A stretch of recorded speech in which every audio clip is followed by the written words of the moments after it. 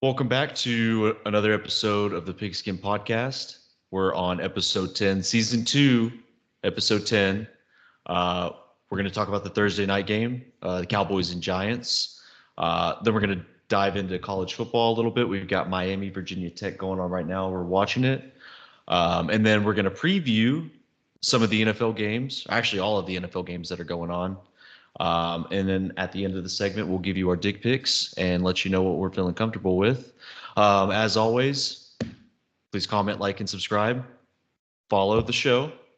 All right. Follow the podcast. Send it to your friends. We need to get more active on social media for it, though. We definitely do. Yeah, we need to get more active on it. I still have the account. I haven't posted anything on there in a while just because, football stuff. But we do need to post, and I'm sure you have access to it as well. But yeah, if you can follow us on social media as well, PigSkin. I got to figure out what it is on Twitter. We'll go over that next week. We'll introduce it in the next episode. But episode 10, season 2, Thursday night. Cowboys 20, Giants 15. Brandon Aubrey misses that kick and probably stuns 80% of sports bettors that bet on the Cowboys minus 5.5, including me. That kind of sucked. Yeah. But it was a good game. I thought it was a good game. It's a hell of a game. Yeah. It was a good game. It's Thursday night, of course. You've got the Michaels probably hates his life for being, a part of the Amazon crew because Thursday night games have been kind of shit the past couple of years since Amazon took over for it. But I thought it was a pretty good game. And it's crazy to me the time of possession and the amount of plays that the Giants had ran, and every single time it was just a field goal. So Brian Daboll knew going into the game, we have to control time of possession. We have to get some points on the board. If we're going to win this game, we have to make sure the Cowboys just don't have any time at all to score the ball. Well, first 2 possessions, they score touchdowns on back-to-back. Also, kind of a soft call on CeeDee Lamb to throw the taunting flag. It's also kind of emasculating for the Giants that they threw that taunting flag, right? Yeah. Because that's kind of that feels like Black Hole Sun that they throw that flag on CeeDee Lamb for taunting. That's more emasculating for the ref to be like, hey, you need to be nice to the other team. Yeah. Just allow taunting. Yeah. We talk about it for college football. They should just allow it for the NFL too. Yeah, no, I think if you break off, if you have a 55-yard touchdown, you should just be able to say whatever you want or do whatever you want. Well, I mean, maybe not whatever you want. No, or maybe whatever you want. Whatever you want. Anything. Okay. You heard it here first. Even if you're white, you can just do it. Okay. Just let it rip. If you're a white receiver, if Cooper Kupp gets a 90-yarder, Cooper DeJean, if he goes up and mosses Amari Cooper, just say it, dude. It's fine. It's okay. Yeah, that's fine. I thought Daniel Jones I don't think he played all that bad. No, that was actually the most surprising part. He was pretty efficient, and honestly, he threw some dimes. I know Malik Neighbors dropped that one on 4th down, and had it knocked out of his hands, but that was a hell of a ball. Yeah. To put it in that spot, rolling out like that to his offside, which Malik Neighbors is just fantastic. He's insane. Absolute stud. He is so good. Guy was the best receiver coming into this draft, and there was a reason why. He is insane. So. Also, did you see someone on Twitter was they need to make him one of the State Farm guys, Malik from State Farm, like a good Neighbors. State Farm is there. That'd be a good one. That'd be a good catchphrase for sure. That'd be a good catchphrase. It feels like going into this game, whoever lost. I mean, I guess there's kind of a panic button for both teams, but it felt like going into this game, whoever emerged victorious has a little bit of a longer leash. But okay, I like Brian Daboll. I think he's a hell of a coach.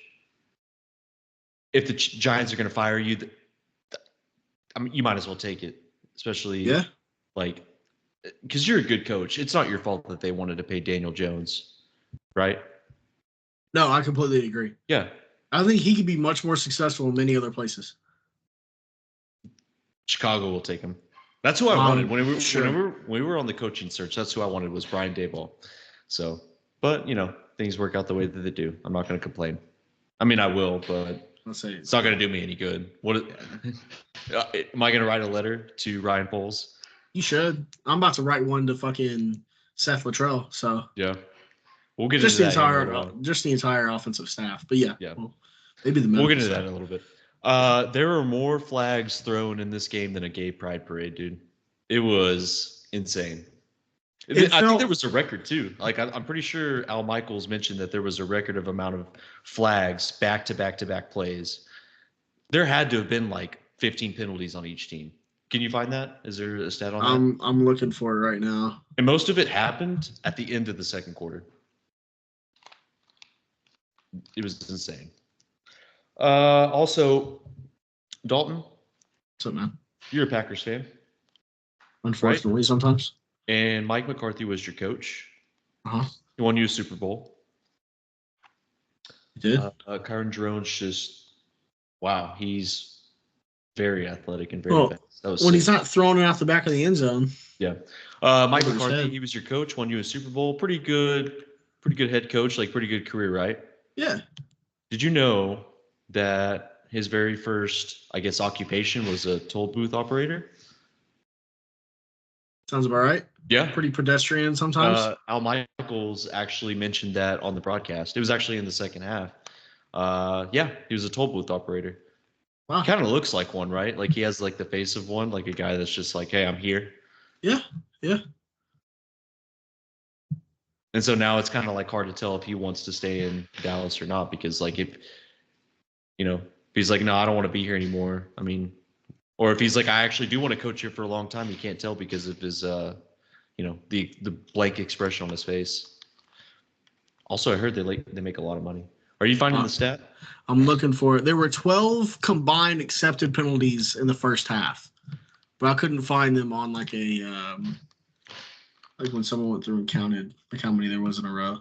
Dude, that's insane. It felt like there was more than that too. I mean, well, when it stops every fucking play, it feels like there's 20 of them. Yeah. Yeah, Michaels did not let it. He did not let it go. No, he was not a big fan of that. You got to free Michaels at some point. Yeah. Like, let him call a Sunday night game. At least one. Get him back with groove. Yeah, you just give one game where Mike Tirico and Al Michaels switch. Tirico's on the Thursday night broadcast. He could be a little bit more lively, and then Al Michaels can go be back with his old buddy, and Chris Collinsworth can do the slide in. I don't think that'd necessarily be freeing Al Michaels because Chris Collinsworth would just be throating Patrick Mahomes the entire game. Yeah. Or Matthew Stafford, one of the two. Yeah. But congratulations to the Cowboys. They won the game. They did. Man, as much as I hate Dallas. On the hot seat, unfortunately. I think he's a great coach. Just not his fault. Yeah. But Malik Neighbors is a stud. He is. As much as I hate Dallas, the all-white uniforms are just clean. Yeah, I know they're clean. And Dak threw some really good balls in that game. He threw some dimes, man. Yeah. He did. The one to Brandon Cooks when they got down to the goal line was sensational. Mm-hmm. Those are the throws he can make in the regular season. If his brain didn't go in a blender in the postseason, he'd probably have a Super Bowl by now.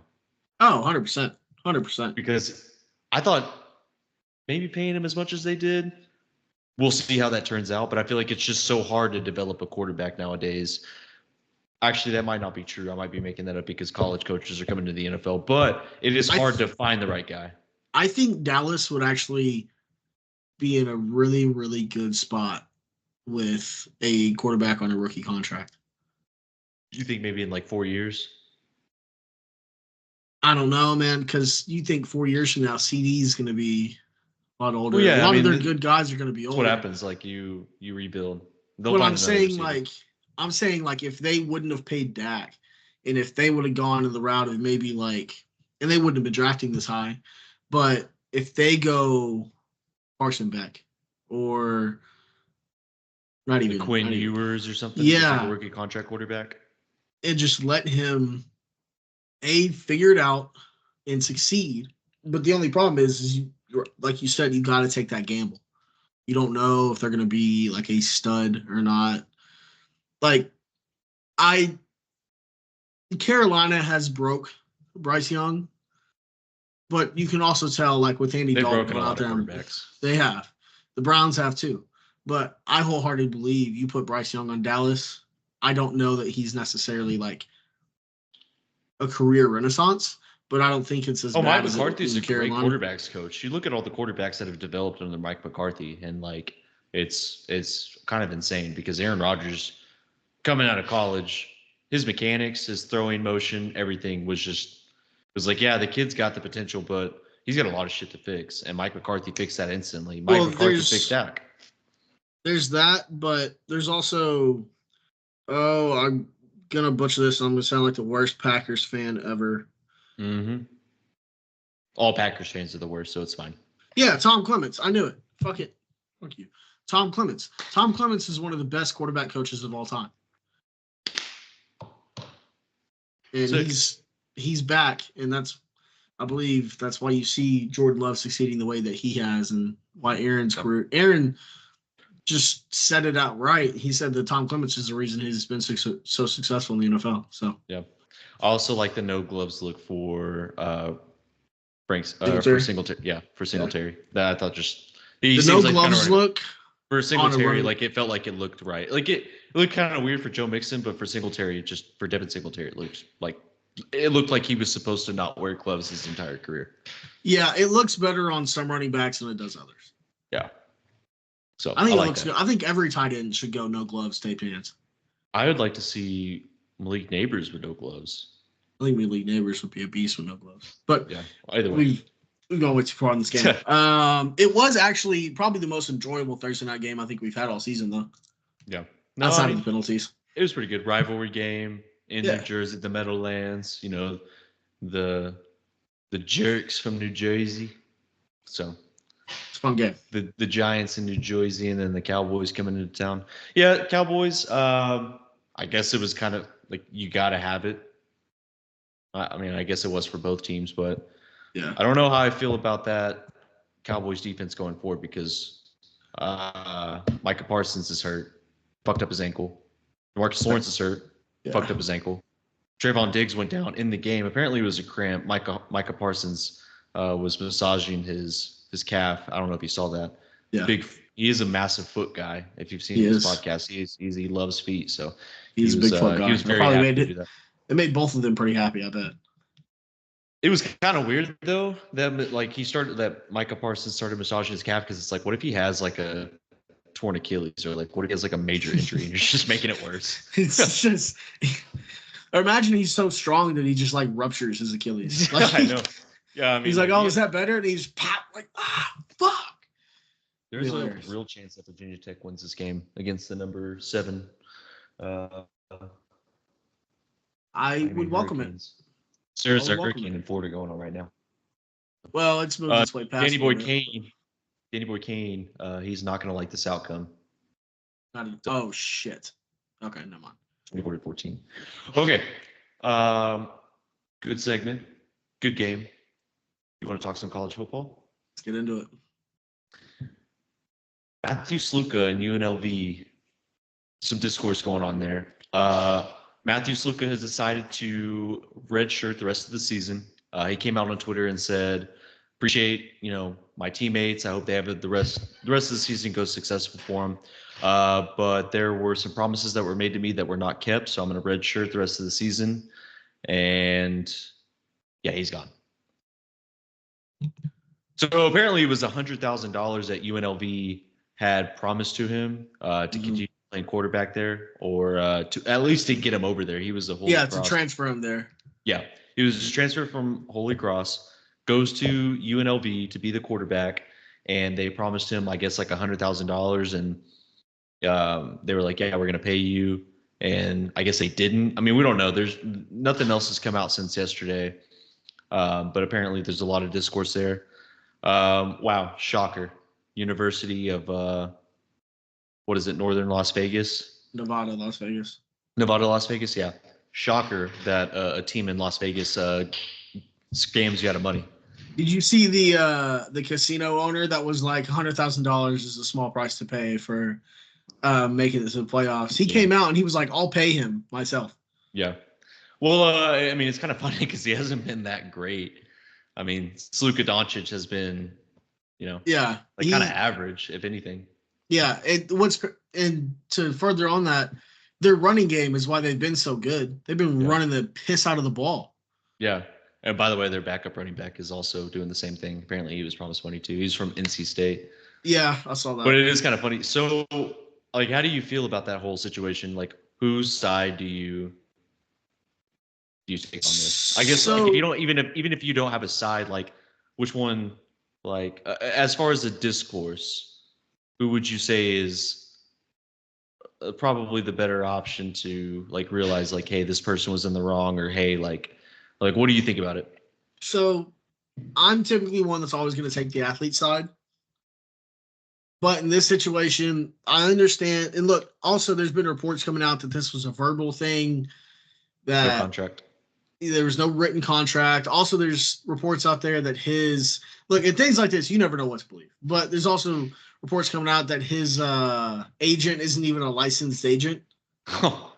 So, like, he doesn't know what the fuck he's doing. But I strive to be that guy. Yeah, fuck, I know. Look, if you're not getting paid the money, yeah, you might want to try to take that up privately. And maybe he has. Maybe he has. I'm really interested to see like what comes of this, like when we know the facts of the case and what happens. But who's gonna want him in the transfer portal? That's a good question. I mean, maybe like apparently there's ties to. So the JMU coach that's coaching now was at Holy Cross when Sluka was there.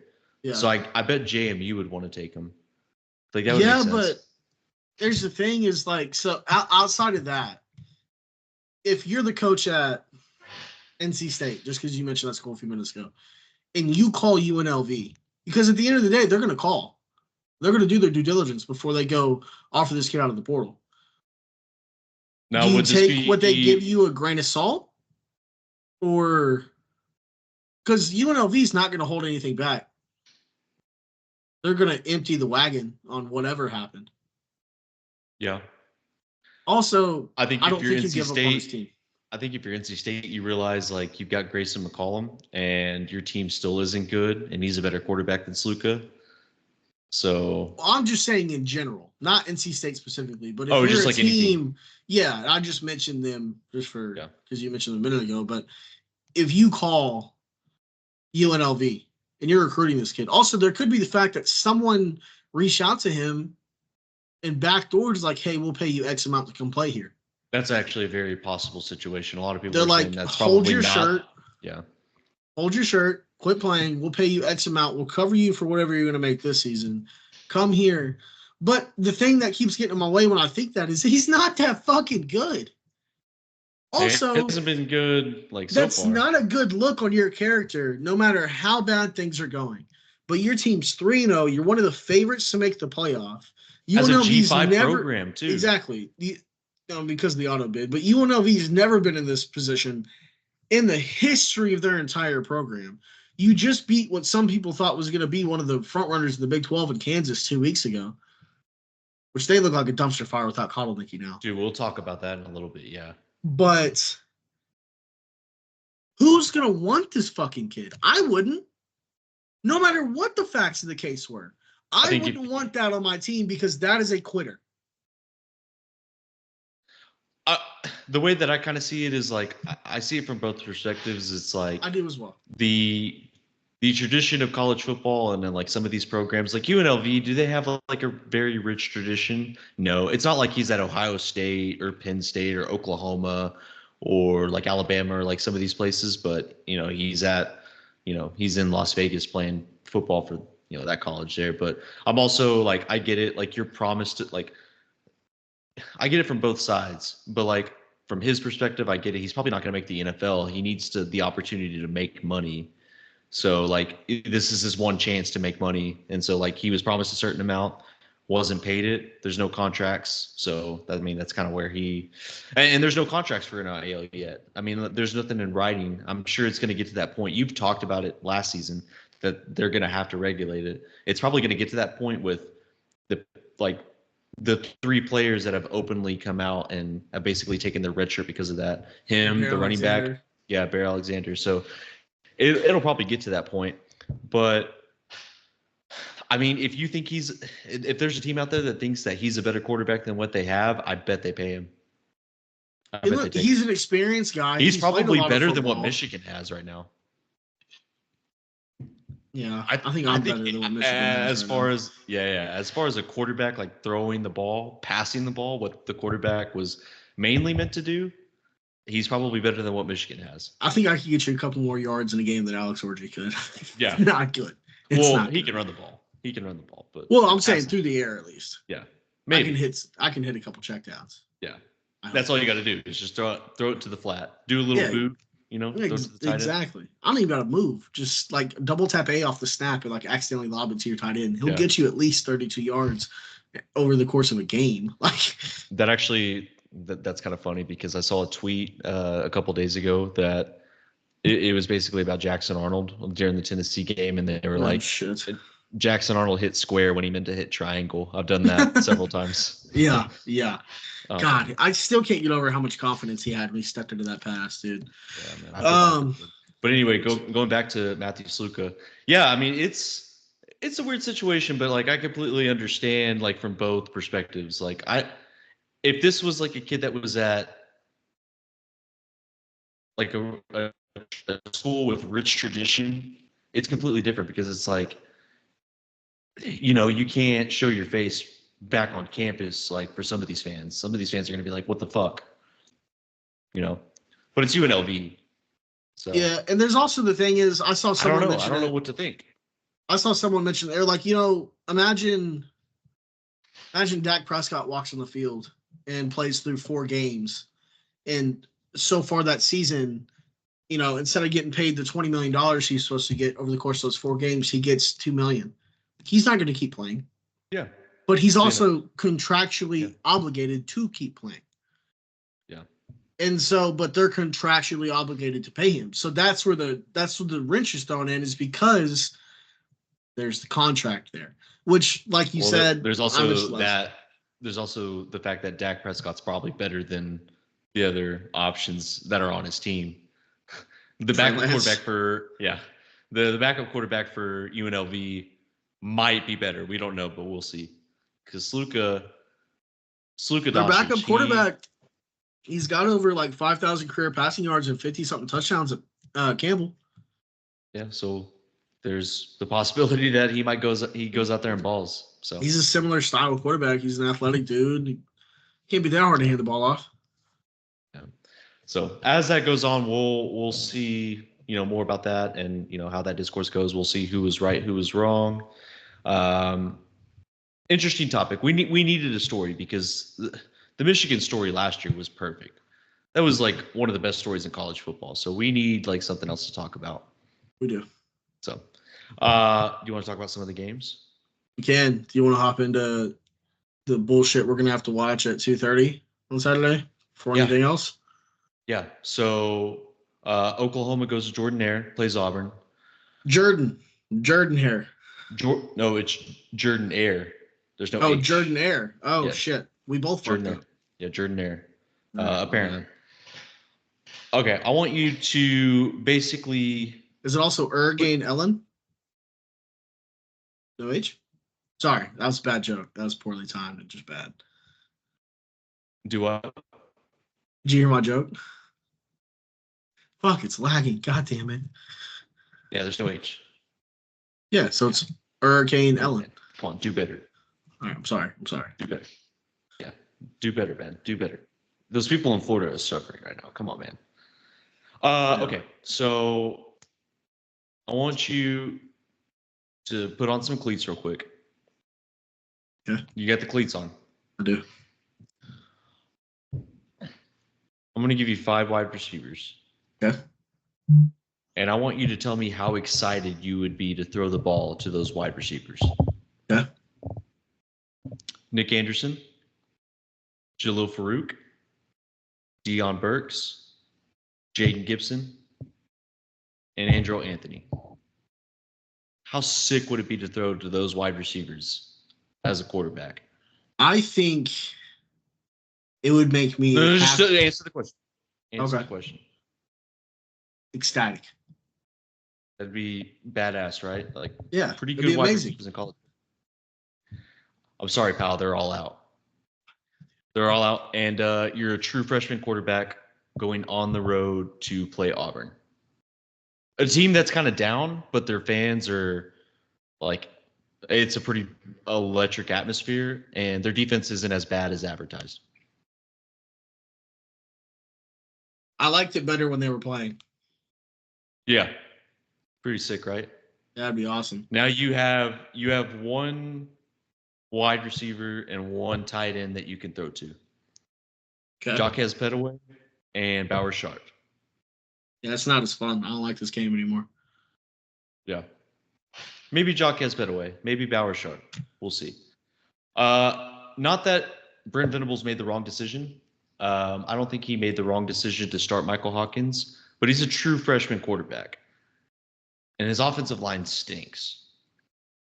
And he has none of the weapons that we're supposed to be playing because they've all gotten hurt. Yep. This is kind of a very rough game for a true freshman on the road. And Jackson Arnold, for Oklahoma, hasn't looked great so far. I think a lot of that has to do with injuries. And, like, if you're an RPO-based offense with an OC that is not – he doesn't have a lot of RPO in his system. He's more of an air raid guy. It's designed passing. It's designed running intermediate routes, get the ball down the field. And he's having to do, like, an RPO system for a quarterback that's very comfortable with that. Yeah. It's kind of a tough ask. I mean, I'd almost prefer going back. I'd honestly prefer the air raid over the RPO. I think if you design it and it's designed and it's called run and or called pass, you can sprinkle in some RPO. That's fine. Yeah, that will confuse the defense a little bit. I hate majoring in RPO. Yeah, if that's like Absolutely. The entirety of your playbook, it's a little difficult. Which especially it seems when like you can't run to fucking set up the RPO. Yeah, exactly. I understand the decision, but in a way, I would kind of like Jackson Arnold to be out there. And I know that's crazy for me to say that, but he's played in games so far. I know he hasn't played on the road yet, but you would kind of like to have the experience in the higher ceiling quarterback out there. I mean, do you take into account what he did at BYU last year? I take into account most of the games he played his true freshman year. Like, he looked way better. I know it was Jeff Lebby, and we have Seth Littrell now, which I don't think Seth Littrell is like a horrible offensive coordinator. He's not a guy that majors in RPO. He is an air raid system. So maybe you tell Jackson Arnold and his family, hey, you want to succeed? You want to be the guy? You're going to have to run this system, and you're going to have to get used to it. If he's not down for it, then it's like, all right, we're going to roll with this kid, Michael Hawkins. Yeah, man. Sorry, it's not going to get easy if you want to go to the NFL. Well, here's the thing. I think also the air raid's going to set him up best for his career. They're not going to run 100 RPO plays in the NFL. Yeah, exactly. And there's going to be a lot of play action, a lot of boot. His decision-making already hasn't been good. Let him fuck up throwing the ball. If you take less decisions out of him, it's only going to help him play better. There's a reason Dylan Gabriel was so good in the RPO because he's played for 6 years. Yeah, his football acumen is through the roof. Yeah, exactly. That whole Dylan Gabriel shit, we can touch on that if you want to. That's just ridiculous. But I don't know if we did on the last podcast. But anyways, you know what I'm talking about? Dylan Gabriel staying. No, it's okay. Yeah. I think we should be fine. But the thing that bugs me the thing that would make it easiest, because Jackson's getting up there before every play and having to read the box and do all his checks and I don't know if they check the shit, but do all his reads and everything before the snap. And then once the ball's in his hand, he has to make an immediate decision of run or pass. And then if he keeps the ball, then he's got to then drop back, move his eyes somewhere else, try to diagnose what the defense is in, and then make the throw. If you get up there and it's designed run or it's designed pass, if it's designed run, all he has to do is get up there, read the box, make his check if he wants to check out of it, and check into a designed pass play, and then go. Or if it's designed pass, you get up there and you don't have to do shit. You snap the ball, you read the defense, you make the throw. You go through your progression. I think it makes everything so much easier for the offensive line as well, because the offensive line can come off the ball in the run game. They don't have to worry about being 3-4 yards down the field. They can come off and try to knock someone's fucking head off. Or if they're in pure pass, they know to drop back into their pass set. Yeah. It helps the running back, because the running back doesn't have to wait to see if he's going to get the ball before getting out. If he's getting out to the flat or the pass pattern, or if he's blocking, he knows to get to his spot. And the receivers as well. It just makes the offense flow better if everyone knows pre-snap exactly what they're doing. Yeah. There's also, in my head, it's been creeping that, like, Oklahoma, like a lot of people are picking Oklahoma to win this game. I'm actually very nervous, and I think, like, everything is against, like, this is a gotta have it. Like, it's, for you both gotta teams. win this game. Yeah, you gotta win this game, because Auburn is at their low point, and you never want to bet against Hugh Freeze team when they're underdogs, especially when, like, you got to have it. And your team has just been turnover prone the entire time, but Oklahoma's been kind of the same way. I mean, they've been very turnover happy on the defense. I mean, they've been doing a very good job of having the other team turn the ball over, but I'm very nervous having a true freshman quarterback go out there and Oklahoma's first SEC road game with none of the, star wideouts. We're going to find out who's a star in this, second group. And it's also going to be a big test for Emmett Jones. Like, how good has he done of developing these wide receivers that he's recruited? If they could just block downfield, I'll be happy. Yeah. Oh, we'll see what happens. The other thing is, and I completely understand. I'd love to have Jackson come out and play this game, but I also think for his confidence, he might just need a game off, man. He might just need a week off. You know what's going to happen, though, if Michael Hawkins goes out there? The offense looks really good, and they beat Auburn on the road. Lost your job, buddy. Yeah. In my eyes, that's what's happened. If Michael Hawkins goes out there and they ball out, sorry, Jackson. He goes out there and it hurts my soul. 2021 deja vu, Lincoln Riley. It hurts my fucking soul because I love Jackson Arnold. I love him. He's been. I think he's been good. I think he's got the potential to be so good. At the end of the day, man, this is big boy football. You got to roll with a hot hand, and you can't lose your job to a true freshman. And look, dude, Mike just might be a gamer, or they could both suck shit through a straw, and we could be fucked. But that's not fun. Yeah, it's really that's not as fun. It's not fun. Official prediction for the game. So it opened at OU -3.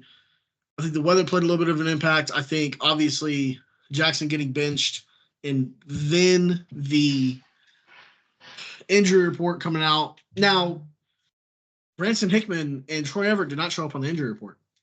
Jake Taylor again showed up as probable. So we might get Hickman and Troy Everett on the offensive line. I think it helps things tremendously. It sucks, again, that you don't have, especially against a defense that's as multiple as Auburn is. They're going to keep changing fronts. They're going to throw the 3-man front at you.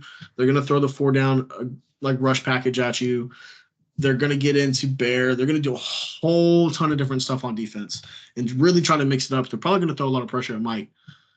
But it sucks to not have continuity of the offensive line. But I think the more experienced players that you get up there, the better it's going to be. Because these guys, while they're not as comfortable playing with each other, you look at Jacob Sexton, who is, well, I guess compared to if we have Everett, Hickman, and Tarquin out there. You look at Tarquin, you look at Everett, and you look at Hickman. Those are guys that have played a lot of college football. They haven't played together, but they can all identify and key on stuff. Fabetchu has played a lot of football as well. And then you look at Jacob Sexton. If we're rolling out there and Jacob Sexton is the least experienced guy on your offensive line, I'm a lot more comfortable with that than I would have been before. I think you keep Heath Ozida out there. I think you do. I think you keep him out there. He's a redshirt freshman. He needs experience. He needs the reps. He's bigger than Troy Everett. Like he needs to get the experience. If he's a guy that was recruited and he's a guy that, Bill Bedenbow, wanted in this program, you got to throw him out there. So he has to get the reps. He has to fail. So do you want Everett at center, guard? Yes. So you want Hickman out? Yes. You want Sexton, Ozida, Everett, Tarquin. Yes. Okay. I think you throw that out there, and then you let Everett do all the work, like in terms of like, hey, this, watch for this, watch for that. He'll motion everything. What I want to see, and I'm gonna be at the wedding. Don't fucking text me during the game because you're gonna spoil shit. I'm just gonna turn my phone on airplane mode. I'm gonna be at a wedding tomorrow during the game. I love you, Simon. I really hope you know that I love you. The main thing I'm going to be watching for is our offensive line communicating. Because look, you're going to be on the road. It's going to be a loud, crazy environment in Jordan Air. There's no secrets when the away team on offense playing football. You are going to blatantly call out exactly what you're doing and exactly what you're seeing because you want everyone to be on the same page. If all five of you are on the same page and you're wrong, you're more right than you are wrong because at least you're all in the same spot doing the same thing. If you're all on different pages, don't know what you're doing, you're fucked either way. But at least if you're all wrong, you have a shot at doing something right. So I just want to see good communication with the offensive line. I want to see Hawkins look good, obviously, because I want this offense to be efficient. I think there's going to be a spot later in the season, whether it's due to injury or something, that Jackson's going to come back. And it honestly could be tomorrow. It genuinely could be. Something could happen. Mike could get hurt. Or he could just suck ass and then we throw Jackson back out there, dude. Like it. I don't know. But obviously at the end of the day, I want to win. Think OU will win this game. So I think our defense is. Are we saying this is a must win? Yes. At week 5, this is a must win. The thing that worries me though about Auburn is they're pretty efficient with the football. They do just turn it over a lot. At some point, that turnover luck is going to bounce back in their direction for at least a game. I just hope it's not tomorrow.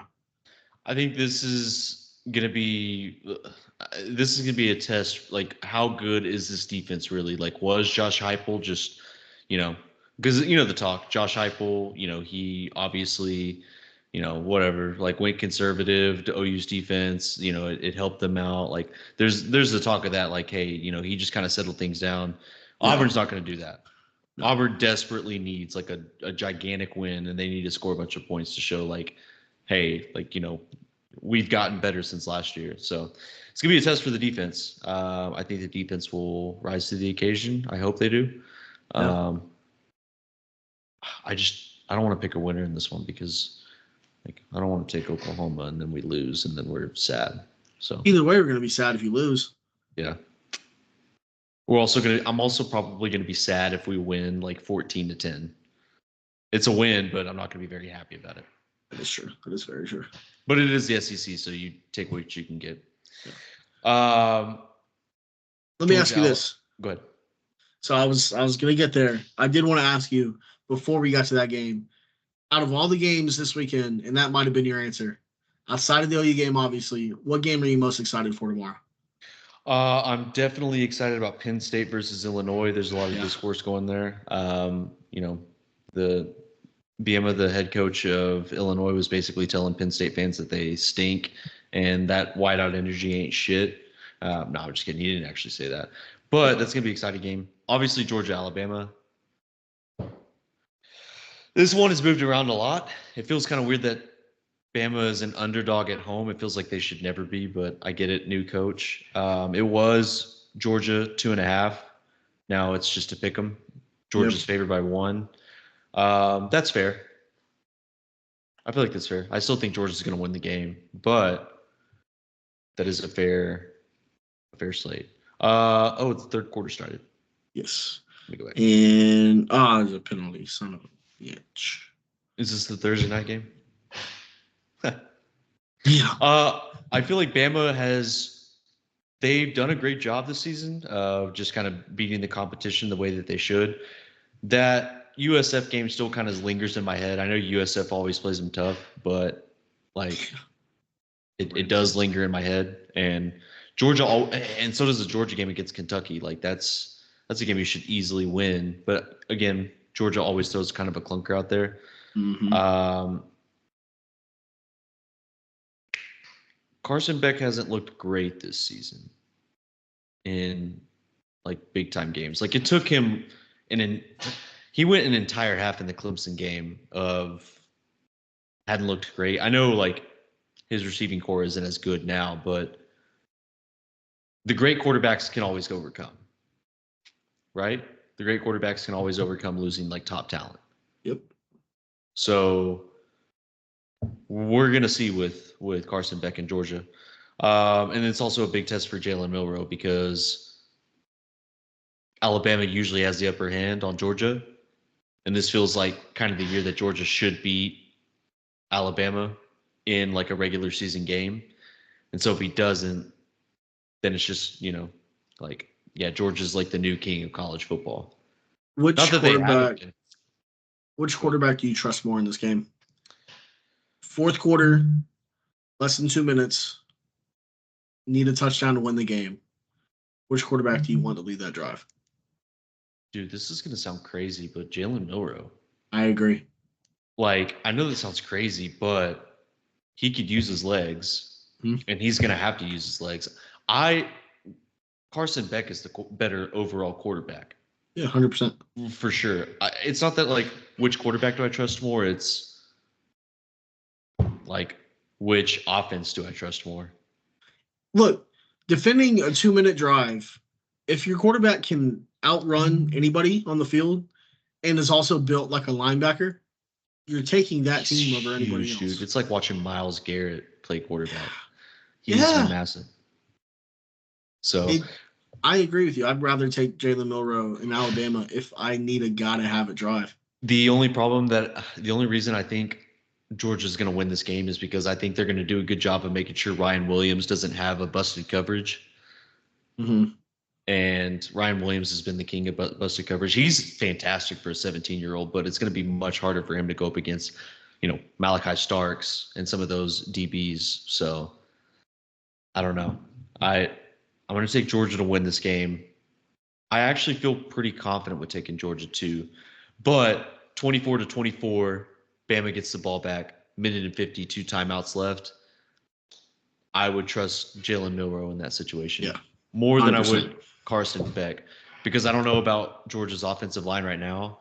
And Colby Young's a really good receiver, but I feel like he's really the only one they can count on.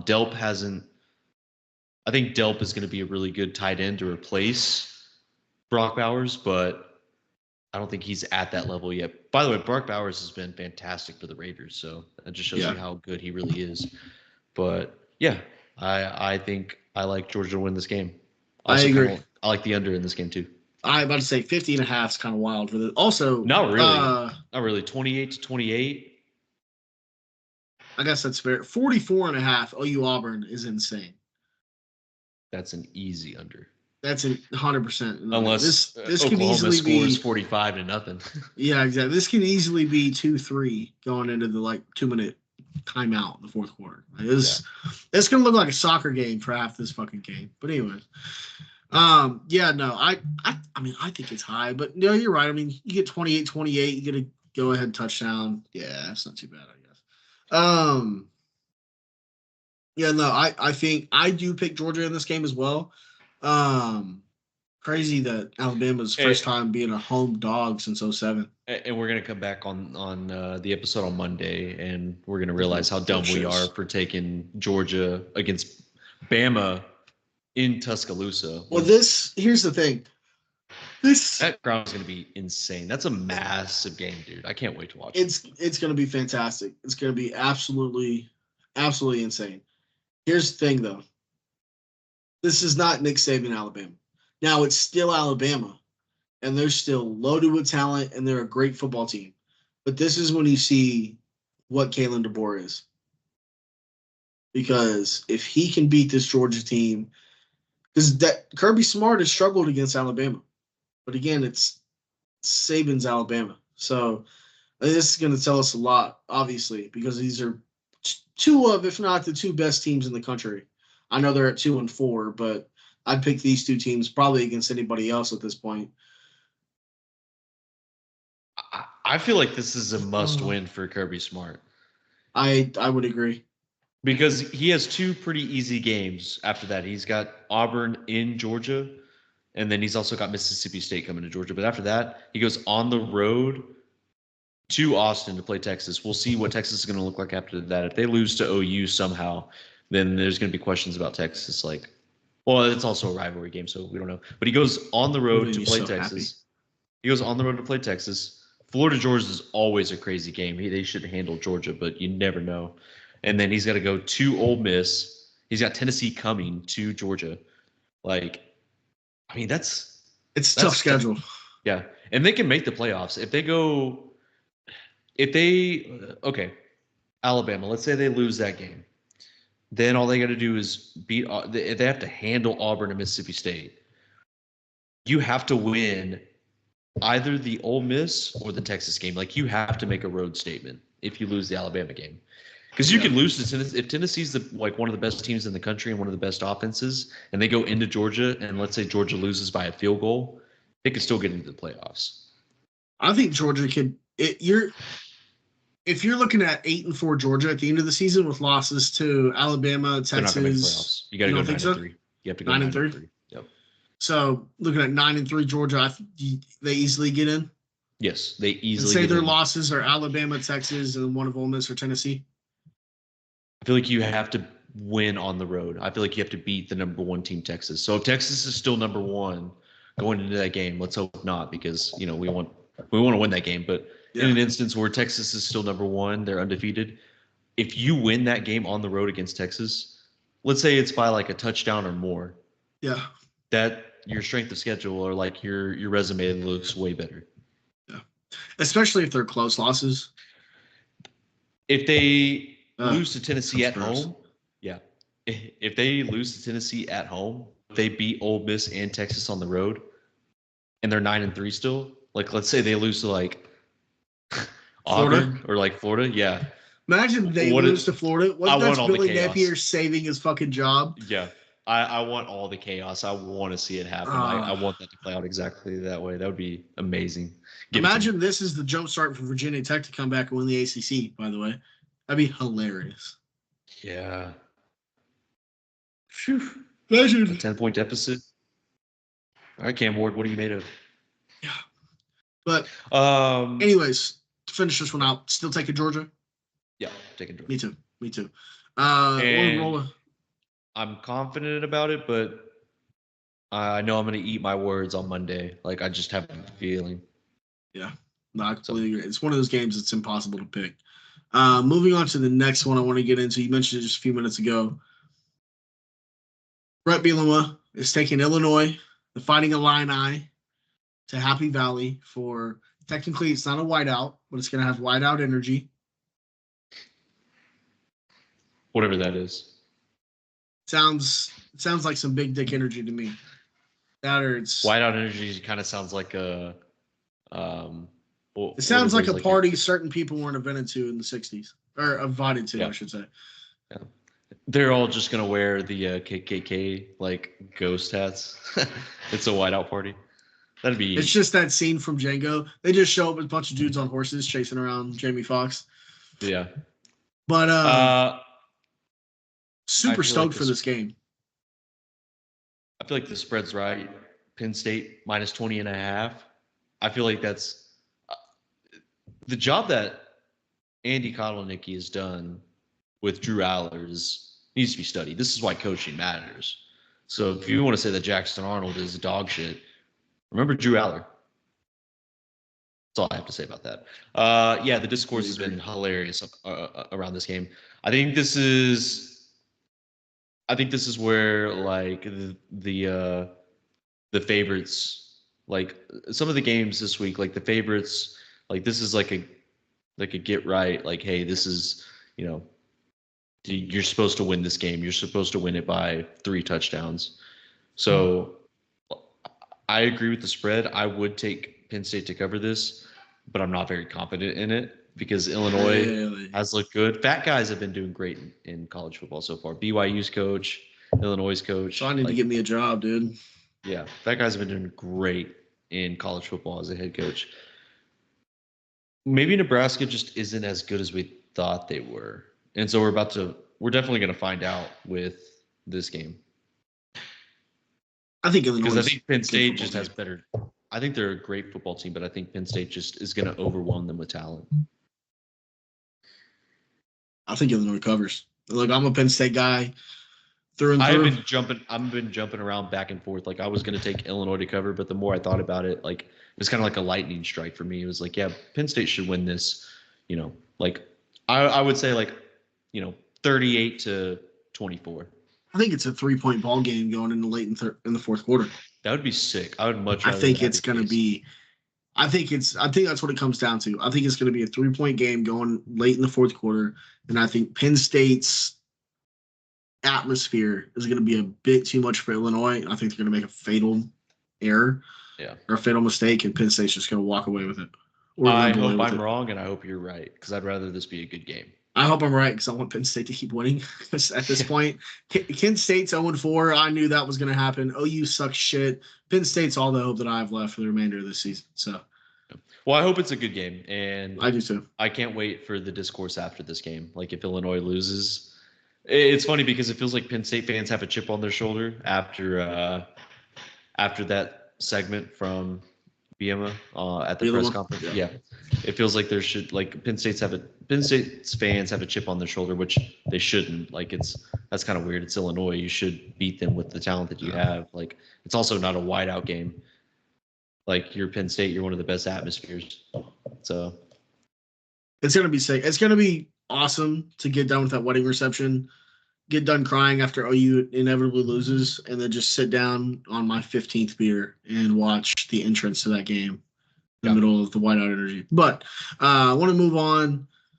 I want to get your thoughts on this one before we hit, because I want to hit at least, there's 2 more games I definitely want to hit, but I am curious to hear what you have to say about this one. Kentucky, Ole Miss. Ole Miss hasn't been tested yet this year. Kentucky's shown to have a pretty stout defense when necessary. Obviously, they played Georgia super tough. Now, Georgia doesn't have the most explosive offense or anything.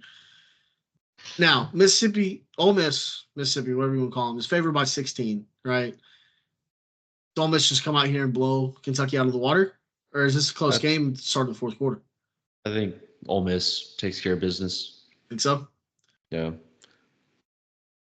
I think Ole Miss takes care of business. They go in there, they say, yeah, this is like Kentucky, I love Mark Stoops. It's just he doesn't have the talent that Ole Miss has, and Jackson Dart's playing good. I don't care if it's lesser competition. Like, if you have to look that good there, he's running the ball more, he's passing it better, he's got better talent. Trey Harris, Juice Wells. So, wish we looked that good against lesser talent. We will. Give it time, man.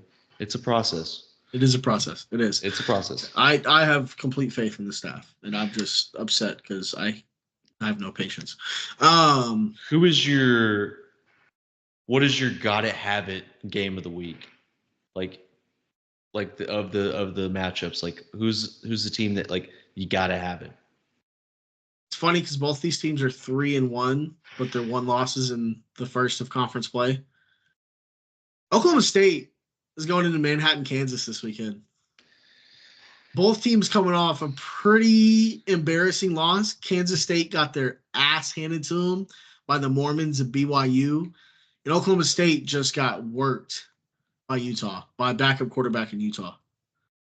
Dude, I was thinking a lot about this game, and a part of me wanted to take Kansas State because of who they have at quarterback. And then it hit me like a light bulb that I need to take Oklahoma State because of what Kansas State has at quarterback right now. Yeah. Avery Johnson has not necessarily lived up to the hype. I think he could get better 100%, but is it an offensive issue? Is it an Avery Johnson issue? Like, what do we make of that? I think it's. You remember last year when leading into Bedlam, I looked you dead in the eyes through this shitty webcam that I bought from Amazon.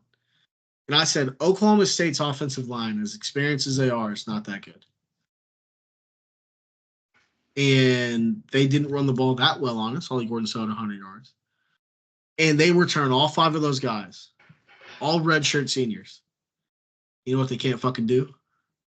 Run the fucking ball. That's true. I think it's a completely offensive issue centered around the fact that Oklahoma State cannot run the football. And Because Ollie people are Gordon may be washed. stacking the box more often than not. Because they don't always play against an 8-man box. It's more crowded than not, you know what I mean, on most plays, but they're daring Alan Bowman to beat them. Yeah. They can't run the ball. I don't know, man. And I think it's going to get them in trouble because I think Kansas State's going to win this game, and I think Kansas State's going to cover. I like it. 5.5 is crazy. Yeah. That is. I think they win by a touchdown. Yeah.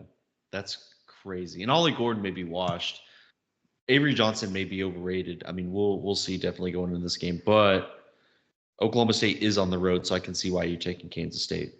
I like it. I think Manhattan's an awful place to play. It's given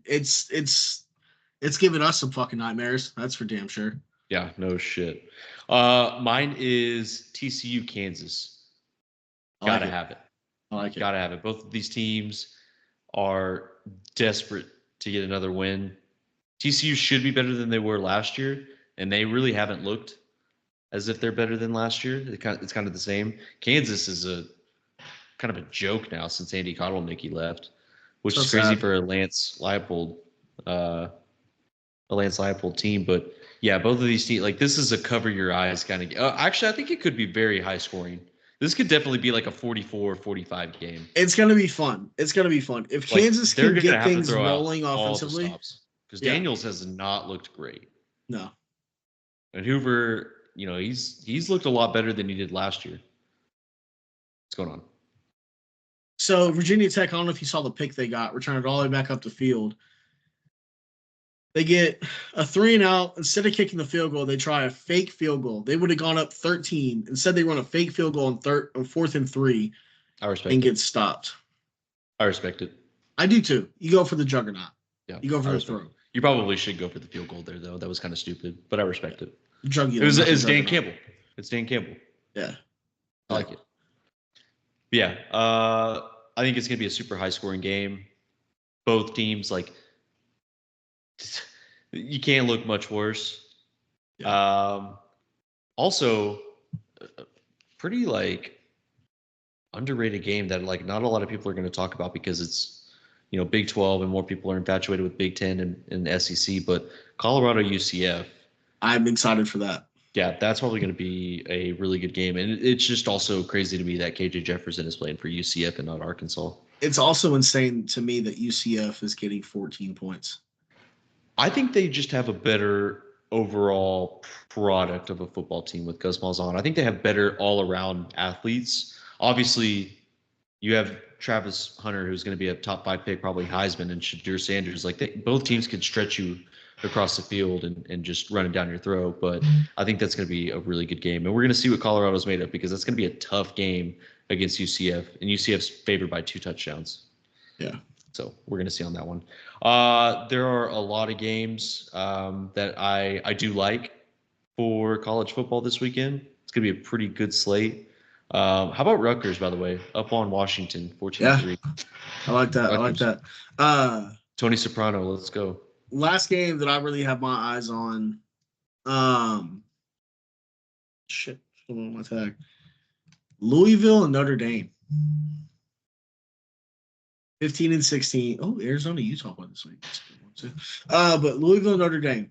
That's going to be the 2:30 kick, I believe, on Peacock. Really, Tyler Shuck is still fucking playing college football, and Riley Leonard has looked horrendous.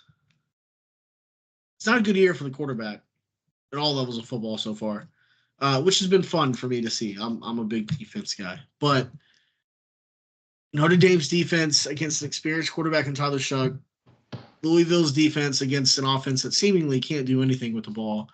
At least they can't throw the ball. They can't stretch you vertically in the slightest. They can't even stretch you horizontally at this point. All I can do is run the ball with Julian Love. It's not Julian Love. That's the DB for. Where's it, Julian Love? Am I tripping? Jeremiah Love. Yeah. I think that Notre Dame is going to lose this game. I think same as last Louisville year. Walks with it. I think so, man. I think Louisville. Who the walks hell away has with Louisville it. played though? They haven't been tested. I mean, who's Notre Dame outside of Texas A&M? Dude, they smacked the spoiler makers though. They did smack the spoiler makers. I don't know. This game, I mean, both teams got 3 wins. Notre Dame's favored right now. But remember last year, that kind of does play like that peaks into my head a little bit. That like what Louisville did to Notre Dame last year. But I think Notre Dame in South Bend, it's a not necessarily a get right game because they already had their get right game, but it's more of a like, hey, if we're gonna make the playoffs, like you are gonna have to beat ranked teams. So like Marcus Freeman's gonna throw out all the stops that he can. Yeah, so I think Notre Dame's probably gonna win this game. Great lineup. Great, fantastic lineup. Okay. Do you want to talk some NFL? Let's get into it. Preview the games. Yeah. It's gonna be a big weekend. Yeah, so we already talked about the Cowboys game. First game that I've got, Saints versus the Falcons in Atlanta. Yeah, Atlanta favored by 3 here. I feel like that's correct. Think so? Correct me if I'm wrong, but I feel like that's the right spread because the Falcons looked pretty good against the Chiefs. I mean, they had some stuff like, the Chiefs are the Chiefs. And the Saints have some injuries now. It's going to be a game where like you just suffered a loss where like you could have won that game against the Chiefs. Mm-hmm. Like you're going to go in there, division opponent. Got to take care of business. The Saints have looked good, but then they had that stinker against the Eagles. Eagles. Yeah, my bad. Had that stinker against the Eagles. I think the Falcons are just a better team. I think we realize who the Saints are now. Like they're going to win some games. They're probably going to make the playoffs, but I think I like it. I'm going with Raheem Morris versus Dennis Allen, and I like Raheem Morris. That defense is also formed into better shape than I thought it would. Like early on, I thought it was going to take a little while for Raheem Morris to get his defensive scheme going, but I mean, it seems like they're doing well, and they're doing very good very early on. So do you think this is perhaps the highest scoring game of the weekend, or because these are two what can be very explosive offenses? No, I don't think so. I think it could probably be just like a mid-scoring game, and I think the Falcons are going to end up winning. I'm going to take Kirk Cousins to win that game. Also, that stretch play at the end of the game against Kansas City, you have some questions about that. Yeah, I get it. Kirk Cousins, mobility. He can't do some of the boot stuff that you'd like him to do, but killers. Also, have you seen the video that's resurfaced on Twitter of Bijan like blocking in that game against Kansas City? No. Some of the pass protections that he's had. You need to go watch him. He is as incredible as he is running the ball. It's so awesome watching a running back being able to just stonewall a guy in pass protection. Yeah. And Bijan, he was awesome at it last week. So, yeah. I like the Falcons in this game. I like it.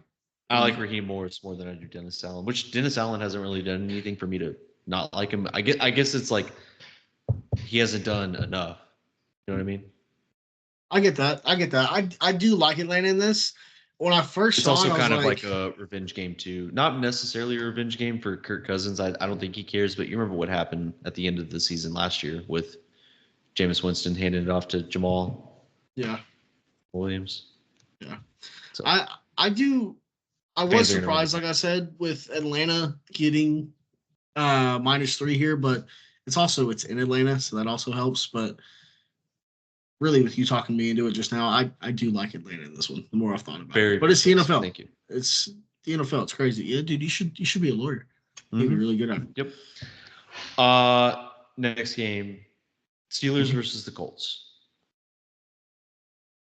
Steelers. Under. Miami scored. Okay, Virginia Tech, you got to answer. Okay. Steelers have looked really good on defense. They probably have the best defense in the NFL. 100%. Is there a chance that Anthony Richardson in that offense can beat the Steelers? Because you got to remember the Steelers have played rookie Bo Nix. Mm-hmm. I got to go back and look at their schedule because I was looking at this earlier and I totally forgot. Kirk Cousins and Justin Herbert. Half a game against Herbert. Yeah, he was hurt. And so was Kirk Cousins. It was his first game back from Achilles. Yeah. So now, like, he's finally found his groove. The discourse, what we say about Anthony Richardson and, like, how, we haven't seen, like, the jump. Is this, like, potentially where the Colts could win this game? I think because it's the NFL, this has all the writing on the wall of Anthony Richards coming out and just having the most bizarre game possible, like a 2015 Cam Newton type game. Yeah, where he's gamblers. just freak athletes himself into the way. And that's the thing is, like, when you're a gambler and you love sports betting the way that we do, like, you trick your mind sometimes into thinking you're like oversmarting. You outsmart yourself, and so, like, don't get me wrong. I'm still taking the under. Well, like, the spread wise, like, kind of like Indy in this game. I feel like they found something with their running game, especially with what they did against Chicago last week. And Chicago's been really good at stopping the run. Yeah. So Shane Steichen is going to be in his bag. And I feel like, and Justin Fields is going to continue to play, right? Because there's been, like, stuff coming out with Mike Tomlin basically being like, yeah, it's still a quarterback competition. I think you're fucking insane if you take Justin Fields out. Isn't it just weird? Like what are they? Why are they doing this with Russell Wilson? You're playing with his emotions. Like, you're kind of like you're coddling him like he's like a little baby. I think they have to, or else he'll fucking kill himself. Yeah, you're right. You're right. He's gonna danger witch himself to death in the fucking locker room, dude. No, you're absolutely right about that. Like, he, I don't know. You think he comes into the locker room from practice after taking, like, all the second team snaps and just calls Sierra and cries? Like, it's just. Or he's like, "Coach, put me in. I got this. I can do this," and then throws a stinker.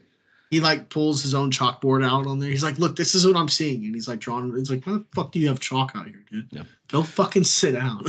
I think the Colts are going to have to score a lot of points to win this game because I think their defense isn't very good, and I don't think the Steelers' offense has been great, but Arthur Smith is a good offensive coordinator, and he's got Justin Fields confident and playing better. So I think the Steelers could score at least, 10 points in this game. Do you? I'm just kidding. They could score more than that. I'm sorry. I love Justin Fields, and I hope he succeeds. I really want to see Justin Fields succeed. With how bad the Indy defense is and how beat up they are, do you smell a Justin Fields career game here? I actually haven't thought about that. That's a good point, but I think they could just run the ball. I think they're going to be able to do some design runs. Maybe if Justin Fields is running the ball, yes. I can see him having, like, 3 touchdowns running the ball of 60 or more yards. I like it. I think the Steelers are going to win.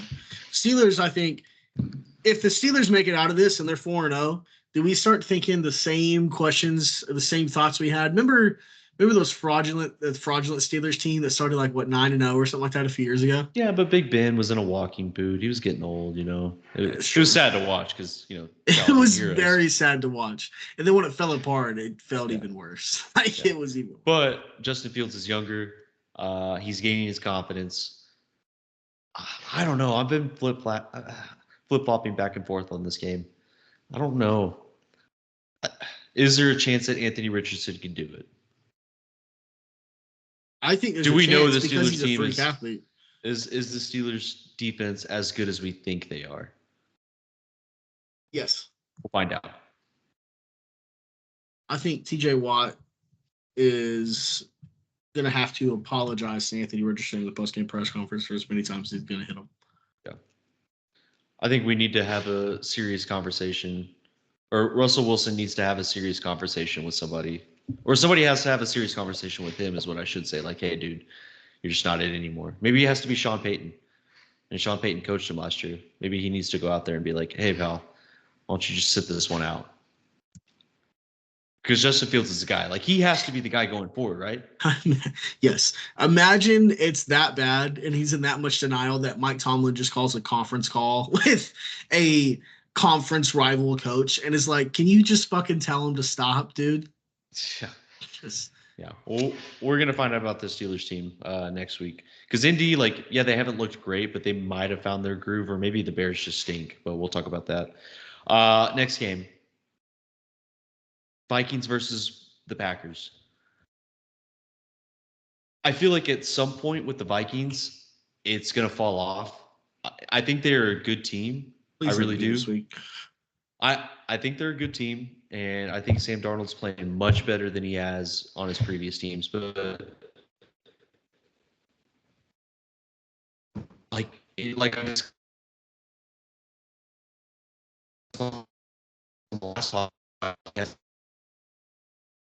Packers are just I can't believe I'm saying this. I think they're the better team, overall structure with the organization, the coach, and Malik Willis playing good. Also, Jordan Love might be coming back. I think he plays. I think Jordan Love plays. I think we're fine either way, no matter who starts. Because I think the way that the offense is rolling with Willis, I think that honestly they could get it done. Well, and then aren't the Vikings the best rush defense in the NFL right now? And the Packers have been really good running the ball. I mean, they kind of had to run the ball because they had Malik Willis at quarterback. Yeah, but I think for one,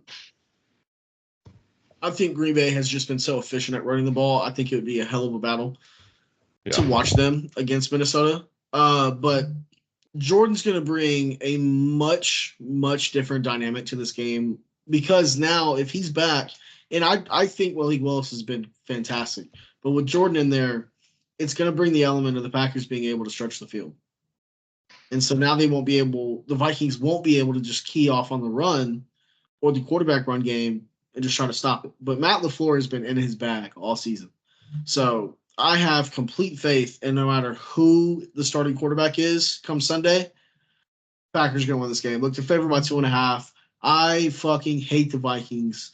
But I love Aaron Jones. I don't know if you saw his message in the Player Tribune to the Packers, but it almost made me cry.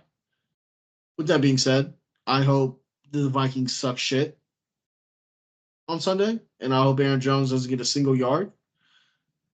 And I think the Packers are going to win this game. It would be so amazing for my own personal discourse if Jordan Love plays and the Vikings win this game, and then the talk goes around that maybe they should just play Malik Willis for the rest of the year because he's a better quarterback. Man. I would love that so much if that ended up happening. But yeah, I think the Packers end up winning this game, and I think they cover. I appreciate it. I think they win by more than 3 too. And I still think the Vikings are a good team. I'm not saying that they're not. You got to throw a clunk. It's a division opponent. It's on the road in Lambeau. This should be favored for Green Bay. That's where the Vikings fucking get us though. That's where they got us last year. That's true. But I like your young, talent at wide receiver too. But Brian Flores, the Packers have the most snaps by like almost 600 of players on rookie contracts. Yeah. This is the window. And I can't wait to see it fail. That'd be sick. You're a fucking evil human being. Next game. Rams versus Bears in Soldier Field. Caleb Williams goes back to Soldier Field and gets to play at home. Bears get 3 here. I think they're going to win. I agree. I think LA is just – I think it took an absolute remarkable, perfect effort for LA to come back and win last week. And I think it would take something similar because they're just so beat to hell, dude. Yeah, Sean McVay threw out all the stops. He had to throw everything out there to win that game against Kyle Shanahan. Yeah. It's going to be tough. I mean, I know the coaching for Chicago, it hasn't been great, but the Rams probably have one of the worst defenses in the NFL right now. And I know it's week 4, but little interesting note here. The Bears are undefeated at home this season, and the Rams are winless on the road. Yeah, that's true. That's another thing that goes into account. And Caleb Williams has been getting better. Yes, by far his best career game. I mean, obviously it's 3 games, but he looked amazing in parts of the game last week. Yeah, when he had time. He had some turnovers too. So he did, but when he had time and could sit and like really play through the offense, he looked really good. Yeah, you saw flashes of he's him. I have a fantastic idea. What's up? Why don't we just not play DeAndre Swift? That'd be sick. Play Roschon Johnson. Maybe I was wrong about DeAndre Swift because you look at his average yards per carry last year with the Eagles, and they looked pretty decent, but you could tell Saquon is doing so much better behind that offensive line than DeAndre Swift was. Yeah. Like, he just hasn't been great. And maybe he just has to get things going. I'm not trying to bag on the dude. Like, based on press conferences, he seems like a dope dude. Like, he seems like a really nice guy, but either play better or just don't play at all. Yeah. Because I want to win this game. Like, this is a must win for Chicago. I'm declaring this a get right game. Got to win it. Shouldn't have lost to the Colts last week.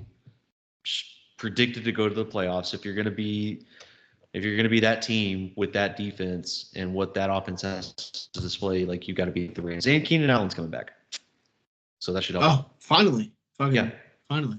Yeah, he'll miss like 2 more weeks after this one, but it's fine. He'll be good this week, I think Chicago's going to win this game, as long as there's no coaching blunders and weird challenges that Eberflus wants to throw out there. I like it. So, next game, Eagles at Bucks. Okay, I'm going to throw something out there for you. The Eagles do not have Devontae Smith. They're not going to have A.J. Brown. And they're not going to have Lane Johnson. Mm-hmm. Who is favored in this game? Well, theoretically, you'd think the Bucks. But also, the Bucks are about as beat up as these wide receiver core is, but on their defense. And their offensive line hasn't been great. So the Eagles are favored by 2. Which I do think is pretty wild. Yeah, because it's in Tampa Bay, and Jalen Hurts has what's his name? Dalton. Who's the Dallas tight end? Goedert. Yeah, Dallas Goedert. It's Dallas Goedert and Jahad Dotson and Johnny Wilson. Hey, don't forget about old Calcaterra, man. Yeah, but he's not playing though. I don't know what they're doing with that. They should be playing him. So maybe he's practicing to be a fireman again. Yeah, probably. But I don't know, man. Baker's getting sacked a lot. He got sacked like 7 times last week. And he got sacked a ton by Aiden Hutchinson. Yeah. So Jalen Carter's going to feast. Like, I have a bad feeling about that. With that being said, I'm going to take the Bucs. I like it. Roll with Baker, huh? Yeah. Well, I'm just roll with Baker. Well, and then also, like, we don't know, like, Todd Bowles, he's so inconsistent as a coach, too.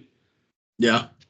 So you should have beaten the Broncos last week, even though, the stat with, Sean Payton, 7-0 against, Todd Bowles' defenses. But he's going to end up winning this game, or it just seems like it, like the writing's on the wall, like you should win this game because, who do the Eagles fucking have on offense? But this is also a game where the Eagles could surprise us. It's a legacy game for Jalen Hurts. You got embarrassed last year in the playoffs. Yeah. That Eagles team got bad last year, dude. Dude, they got really fucking bad. And I think they're better this year, and Vic Fangio's definitely a better defensive coordinator than what they had last year. 100%. But I'm going to roll with Baker. I like it. I like it. Do you have any thoughts on that game? I mean, you really spelled Dallas everything out Goedert for me. is plus 290 to score a touchdown. That seems – those odds are very fucking low, and he's like the only reliable weapon out there. That sounds like good information for me when I'm putting together my parlay after a few brewskis tonight. Mm-hmm. Yeah, writing that down. Go ahead and, think about that. Would it be weird? Like, it's not crazy for me to like the over in this game, right? 44? I don't think so. But let's go Virginia Tech. I don't think it's crazy, but I don't see it hitting. No, but they got inside the red zone. I think because look, Philly's defense has looked pretty good, but also they had a bounce back game against a really bad, or they played the Saints, and the Saints looked really bad. So is it more so that they beat the hell out of the Saints, or the Saints just didn't show up, or maybe the Saints played true to what they actually are because Dallas doesn't look that good either. Yeah. Well, we're gonna find out. Exactly. But I do like the Bucs to win this game. I agree with you. Broncos versus the Jets in MetLife. Do you feel like 7.5 is wild for this? I mean, Zach Wilson revenge game. So I think they need to make him an honorary captain and probably even play him. Think so? Yeah, I think they should. I think Bo Nix showed promise last week. Yeah, but I don't know if I necessarily I thought it was kind of soft for him to basically say, like, when they were asking him about the game and they were like, yeah, I can't wait to meet Aaron Rodgers. This is like a historical moment for me. You know, like, that's your opponent, bro. Like, just be like, you know, say that after the game. Like, hey, it was awesome to meet Aaron Rodgers. But before the game, like, you're kind of showing why you're soft, bro. Maybe that's just me. Come on, man. Aaron Rodgers is like... Yeah, but that's your opponent. That is true. That's like the whole what was it? The DeMar DeRozan thing where he played Kobe and he showed up wearing Jordans. Like it's kind of the same type of attitude, but kind of back the other way. So I think I kind of want to see Zach Wilson play this game. Like, a part of me really wants to see what Zach Wilson played. That'd be evil of Sean Payton just to give him the start. It'd be hilarious if he did it and they won. That'd be story of the fucking year. Yeah. The narratives. We love stories. Ah, man. I don't know. I think 7.5 is crazy because I think Denver has a really good defense. But also, their offense has been piss poor, and the Jets have a really good defense as well. And Bo Nix has not been able to throw the ball consistently. So I think the Jets probably suffocate them. I really like the under in this game at 39.5. But I think you're going to see it could be a cover. I don't know, though, but I think you're going to see Aaron come out and just mentally dominate the football game and do enough for the Jets to win. You're a Packers fan. Am I? The discourse about Aaron Rodgers always having drama with his receivers. Is that just is that Mike Florio stuff, like just like fan fiction drama, or who doesn't Aaron Rodgers have drama with? Because it seems like there's always like stuff leaking with him and Garrett Wilson, like never being on this, or like just always having some drama going on because I guess he's not getting him the ball enough. I don't know. What do you expect? Alan Lazard's on the team. They've been teammates for a long time. Yeah, I know. Garrett Wilson would really be pissed if Randall Cobb was still on the team. Yeah, I know. But I think Aaron is one of those guys. Aaron, to his credit, as weird as he is and as much drama and shit that he goes through, if he likes you and if you've been good teammates or played with him for a while, he's going to have your back when no one else will. And he's going to feed you because if you have true trust with Aaron Rodgers, I think that's part of it. Like, they haven't played a ton together. Yeah. I think he knows Garrett Wilson's a fantastic receiver. And I think he knows he needs to get him the ball. But also, Aaron is he's so habitual when it comes to playing quarterback, and trust plays as big a factor. Oh, and he's habitual outside of quarterback as well. He is very habitual. He might be addictive outside of the football field, but I just think it's a trust thing, and I think Garrett Wilson will get there. And I think when he does, if Aaron's still got enough gas in him, and he finally gets and it clicks with him and Garrett Wilson, look the fuck out. Yeah, I agree. There also, and we'll get into it later because there was a scenario that we were texting about a little bit earlier today that if things continue to go the way they are, I wouldn't be so surprised if a new face showed up in that receiver room in New York. You kind of speculated it, gave out some opinions. Now, obviously, we are nothing close to insiders. We're as far outside of this thing as anybody else. But it was a fun thought experiment that you proposed earlier. You got any other thoughts on this game, though? Denver and the Jets? No, not really. So next game we got. I got it. Bengals, Panthers. Do or die for the Bengals. Yeah. Like, you have to win this game. Yeah. Right? You have to. You can't start 0-4. You can't. You cannot start 0-4. Like, you have to win this game. I think they can do it. Right? Yeah. Yeah. I think that they can do it. I mean, it's the Panthers. Like, we're going to see, like, exactly how good they are. Field goal? Touchdown. Virginia Tech. Crazy play. Yeah, for Kyron Jones. Crazy play, by the way. Yeah. They're going to win this game, right? Like, they have to win it. Andy Dalton revenge game? Oh, yeah, that's a good point. Red Rocket. Forget it. Yeah, maybe they have to win this game. The Red Rifle? No, Red Rocket. Yeah, same thing. I like Red Rocket more. Definitely not. I bet you do. Yeah. Yeah, no, I like the Bengals to win this game. I do too. Can they run the table? No. Do you think they can run the table? No. I'm saying the Bengals they can run the table, like, to make the playoffs. No. Realistically, what could the Bengals record be and make the playoffs with the AFC North? 10-7. You think so? They can make a wild card spot at 10-7. What if they're third place in the division, behind, like, let's say the Ravens, get going, and then the Steelers are continuing on their run? You might. I don't think so. I think there could be a 3-way tie at 10-7. Yeah. But I don't think they'd be third place in the division. It just feels like Pittsburgh's not going to continue to win at the level they are. Pittsburgh might go 9-8. Yeah. It's going to fall off the rails at some point.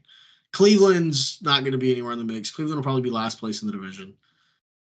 I think Cincinnati's offense has looked promising, especially last week.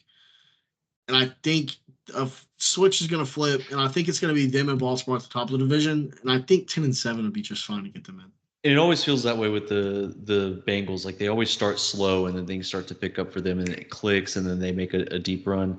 But you remember their Super Bowl run? They were 3-2. Yeah. So they were 3-2. Now they're going to be 2-3. Like, that's like, you have Mount Everest to climb in order to get back into a spot. Like, winning games in the NFL is hard, especially later in the year. And the Bengals have been really good at winning later in the year. So, like, I trust them to do it, but I don't know, man. Like, that's tough.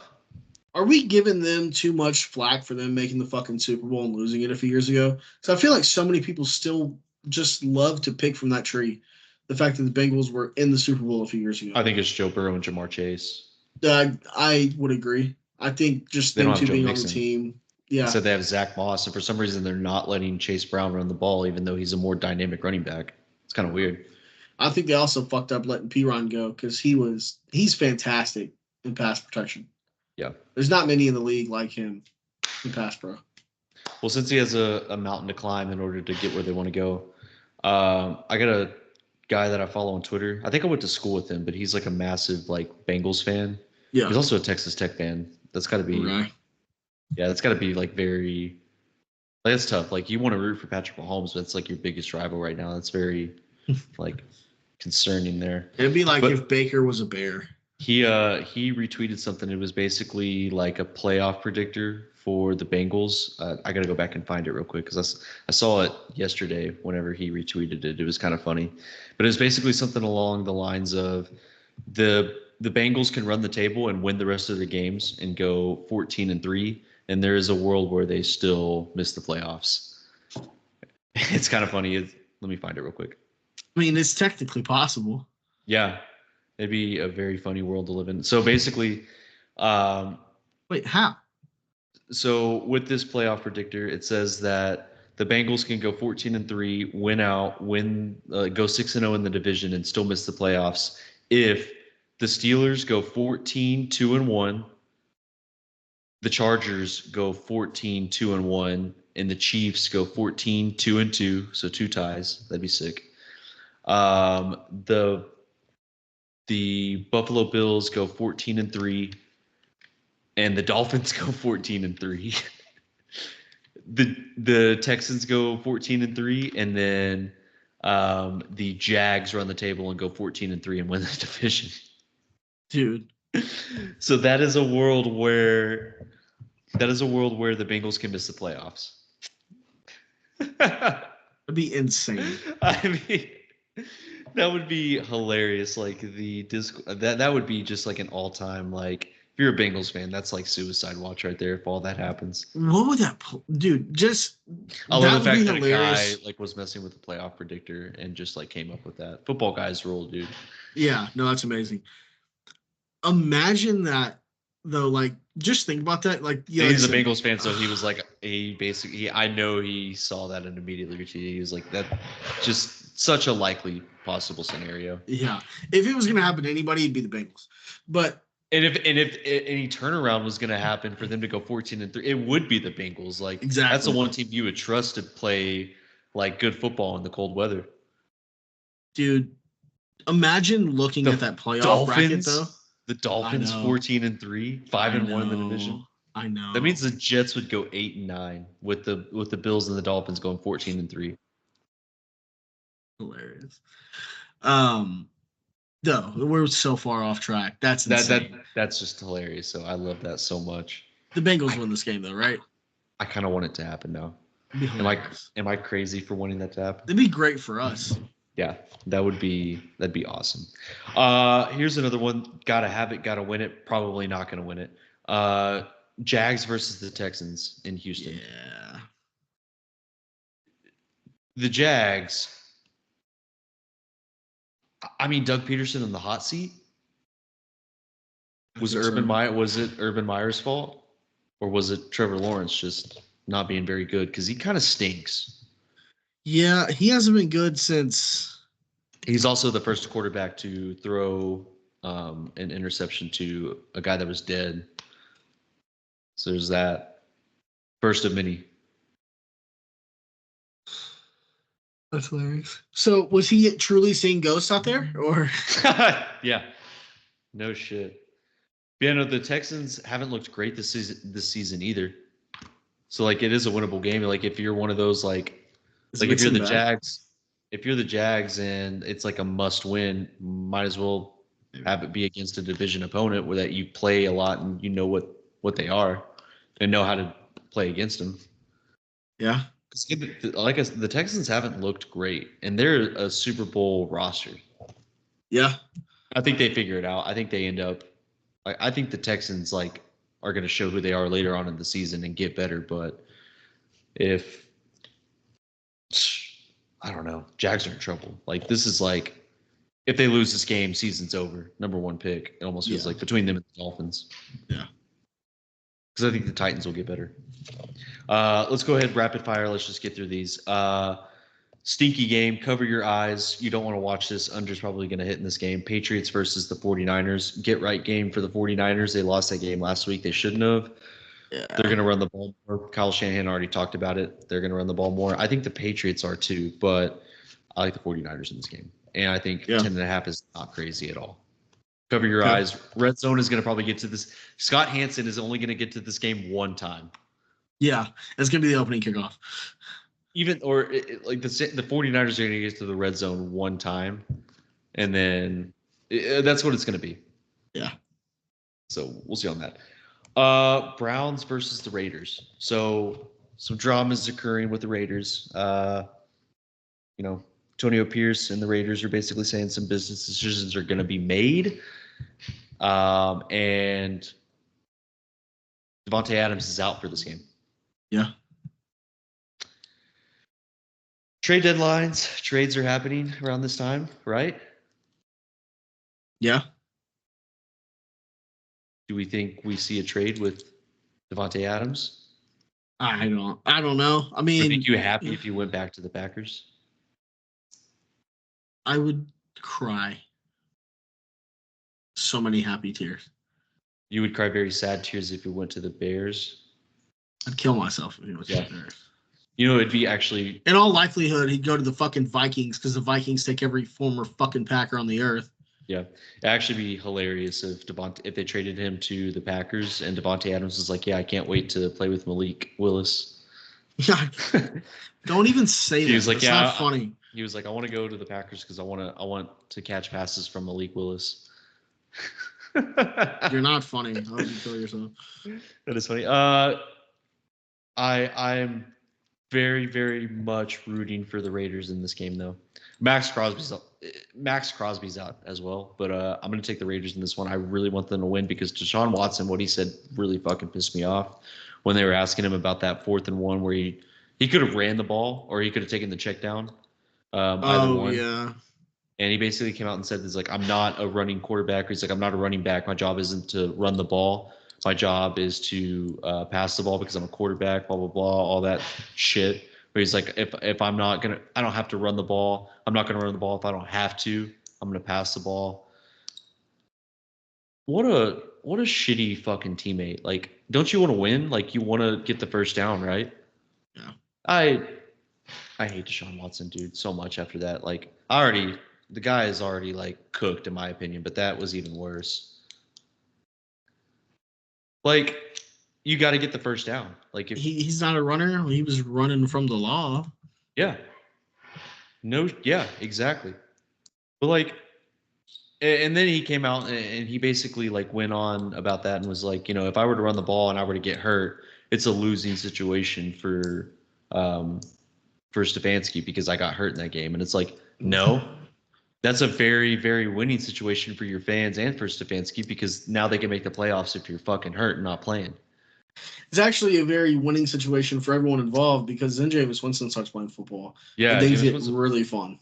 And if he starts winning, then that's how you get out of the contract. That's how Andrew Berry can make up for it. Yeah. So you get out of that contract.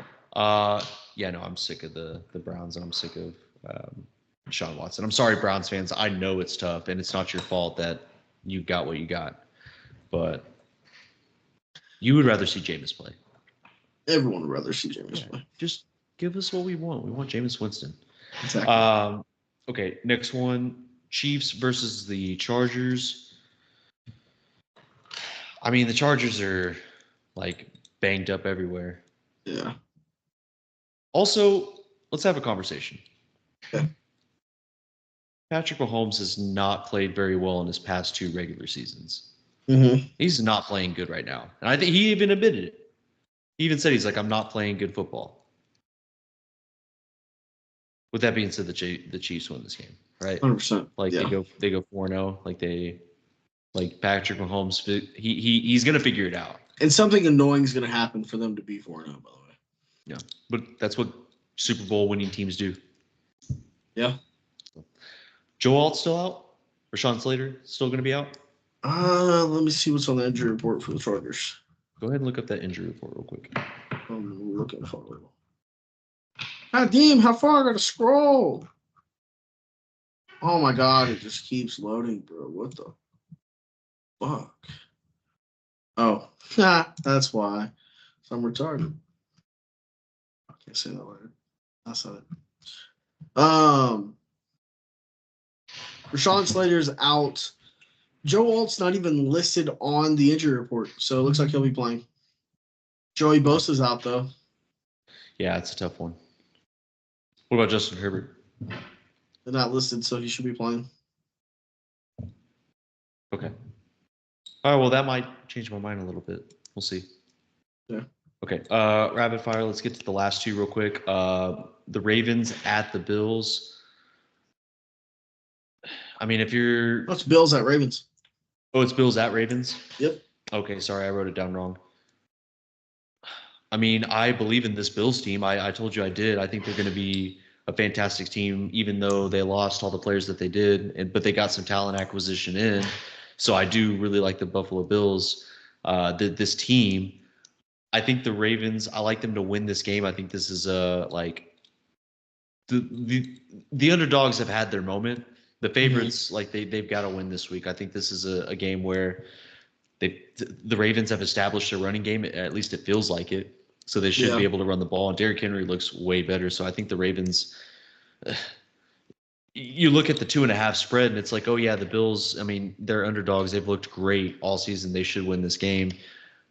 The Bills are going to lose some games. Like that's just what happens in the NFL. Like you're not going to win every game. I think Josh Allen, what he's done is incredible. MVP favorite, right? Like he's got to be the MVP favorite. 100%. Yeah. Like there's no question. Like you lose Stephon Diggs and Gabe Davis, and you're still going out there slinging the rock to Shakir. And you have a rookie wide receiver in Coleman, who I think is going to be great. He's just going through the rookie, the growing pains. Yeah. So I do like the Ravens in this game. Last one. This might be my favorite game of the slate. I love this game between the Commanders and the Cardinals. It's going to be fun, dude. This is going to be amazing. And if you're a Commanders fan, you are establishing what seems to be like a winning culture because you think you're going to win a Super Bowl with Jaden Daniels just based on how he looks so far. But rookie growing pains. Mm-hmm. Rookie growing pains. I really like the Commanders in this game, and that scares me. So I think the Cardinals are going to win. And I think Kyler Murray is going to show out because that defense does not look good for the Commanders. It doesn't. But you have Jaden Daniels. What do you think? I think this is going to be a high flying game. I think there's going to be a lot of points scored. But I do like Kyler Murray and Arizona to come out with the win in this one. Yep, I do too. I just trust him a bit more. We're going to watch the Monday night game when we record on Monday, so we'll get into those games as we're talking about the recap for college football and the NFL. Yep. Let's go ahead and get into our dick picks. So where are we at? So we're both tied. I think we've gotten 7 correct picks through the first 3 weeks of the season so far, and that's us picking 5 games per week, so we're each 7 for 15. Okay, got it. That's over 50%. Or were we both? Did we tie last week? Yeah, we both went 2 for 5. Heads or tails? Heads. Siri, flip a coin. That's the podcasting. It's heads. Okay, so you go first. All right, my first one. It's rolling right back off what we were just talking about. I'm gonna take the over in the Washington-Arizona game at 48.5. Like it. I think it's gonna be a high scoring game. So I like it. Who you got next? I'm gonna take the under in the Patriots 49ers game. Okay. Under 39.5, by the way. What was the over or what over? 48.5 or 48.5, yeah. Okay. And then for my next one, I'm gonna go ahead. I'm gonna take the under in Pittsburgh versus Indy at 40.5. Pittsburgh versus Indy under? Yep. Okay. Like it. I'm gonna take the Bengals minus 4.5. Okay.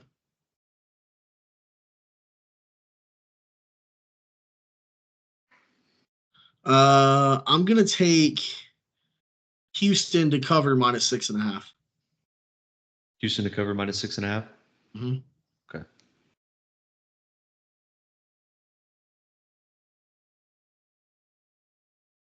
I'm an overs guy. Mm-hmm. I'm an overs guy. Yes. I'm going to take the Bears-Rams over. 41.5. 41.5. I like it. In a way, I kind of hope it doesn't happen unless it's like the Bears scoring all the points. I'm going to take the over And Buffalo versus Baltimore at 46.5.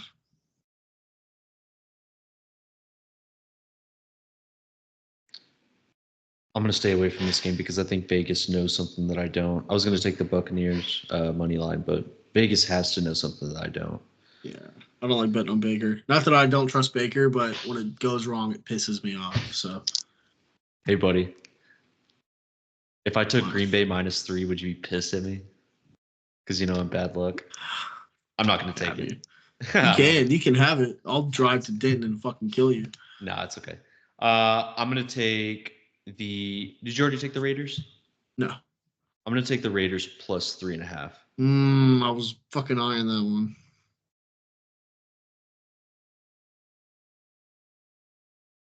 And for my last one, call me crazy.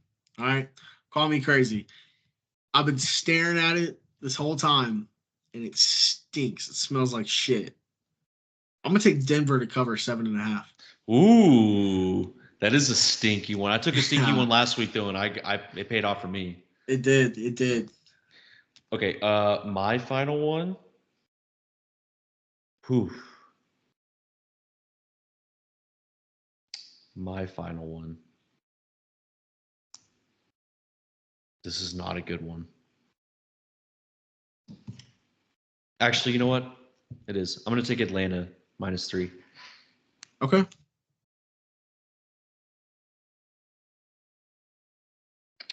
All right, so I'm going to run through them real quick. Bonus pick. Okay. Bonus pick. I'm going to take the over in that game, 40.5. Okay. So, bonus pick. All right. If I had to throw a bonus pick out there, it would have been the under. Or fuck it, I'll throw a bonus pick out there. I'll take the under in the Raiders-Browns game. Okay. Like it. I like your picks a lot, man. So, gonna run through them real quick. So for you have Atlanta -3 plus the over. You have Chicago and Rams over at 41.5. You have Cincinnati to cover -4.5 against Carolina. You have the under in the Niners Patriots game, and then you have the Raiders to cover +3.5 against Cleveland. And then for me, I have the under at 40.5, Indy and Pittsburgh. I have Denver. Oh God, I hate it. Denver to cover +7.5 against the Jets. Love it. I love the stinky pick. I have it's so better fucking work out for me. I have Houston to cover 6.5 against Jacksonville. My bonus is the under and the Raiders Browns game at 37.5, and then I have the over in both the Baltimore Buffalo game and the Washington Arizona game. Love it. Be a fun fucking weekend, dude. Yes, sir. I'm excited. I didn't really get to enjoy college football last week, and I think I will this week. Yeah, I hope so. I'm going to be drunk off my ass watching it too, which always makes it better. All right. Let's conclude this episode, Dalton. All right, man. As always, remember to like, comment, subscribe, share. Get someone involved that you think is going to love it. Get someone involved that you think is going to hate it, and just torture them, or let us torture them for as long as possible. But yeah, this has been PigSkin Podcast Season 2, Episode 10. College Football Week 5, NFL Week 4 preview. So enjoy the fucking weekend. Going to have another episode coming out. Recording Monday during the Monday Night Football games, and that episode will be out Tuesday. This episode will be out Saturday morning. Enjoy your weekend, stay safe, and watch all the fucking football you can. We'll see you.